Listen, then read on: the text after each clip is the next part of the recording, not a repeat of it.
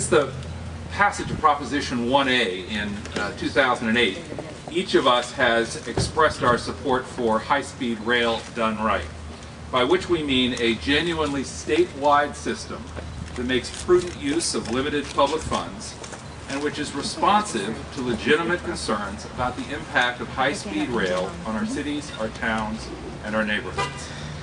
To date, however, the High-Speed Rail Authority has failed to develop and describe such a system for the Peninsula and the South Bay. For that reason, we have taken it upon ourselves today to set forth some basic parameters for what high-speed rail done right looks like in our region. We start with the premise that for the authority to succeed in its statewide mission, it must be sensitive to and responsive to local concerns about local impacts. Moreover, it is undeniable that funding will be severely limited at both the state and national levels for the foreseeable future. Much of the projected cost for the San Jose to San Francisco leg of the project is driven by the fact that the authority has to date proposed what is essentially a second rail system for the Peninsula and the South Bay, unnecessarily duplicating existing usable infrastructure. Even if such a duplicative system could be constructed without adverse impact along the CalTrain corridor, and we do not believe it can, the cost of such duplication simply cannot be justified. If we can barely find the funds to do high-speed rail done right, we most certainly cannot find the funds to do high-speed rail done wrong. Accordingly, we call upon the High-Speed Rail Authority and our local CalTrain Joint Powers Board to develop plans for a blended system that integrates high-speed rail with the 21st century CalTrains. To that end, we specifically reject the notion of high-speed rail running from San Jose to San Francisco on an elevated structure, or viaduct as it's sometimes called, and we call on the High-Speed Rail Authority to eliminate further consideration of an aerial option. We fully expect that high-speed rail running from San Jose to San Francisco can and should remain within the existing CalTrain right-of-way.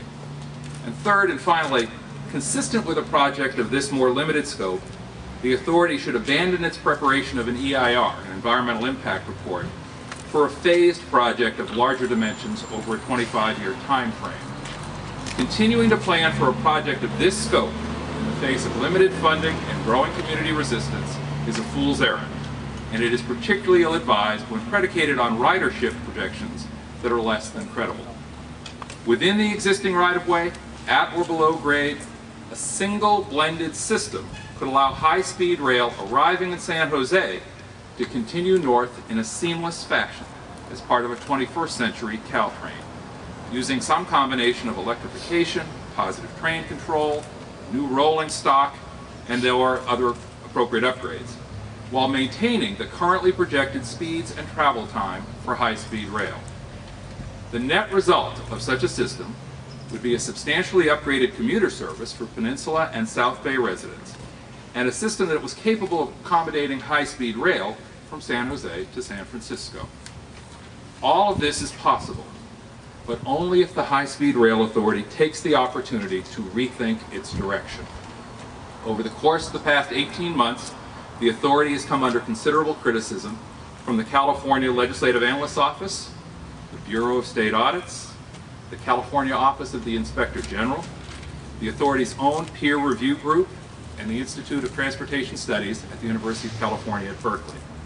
The authority would do well to take these critiques to heart and to make them the basis for a renewed and improved effort.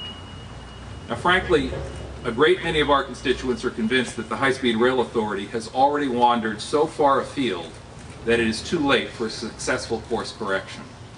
We hope the authority can prove otherwise. But an essential first step is a rethinking of the authority's plans for the Peninsula and South Bay. A commitment to a project which eschews an aerial viaduct, that's eschews an aerial viaduct, not eschews an aerial viaduct, just to be clear, stays within the existing right-of-way, sets aside any notion of a phased project expansion at a later date, and incorporates the necessary upgrades for CalTrain, the upgrades which would produce a truly blended system along the CalTrain corridor.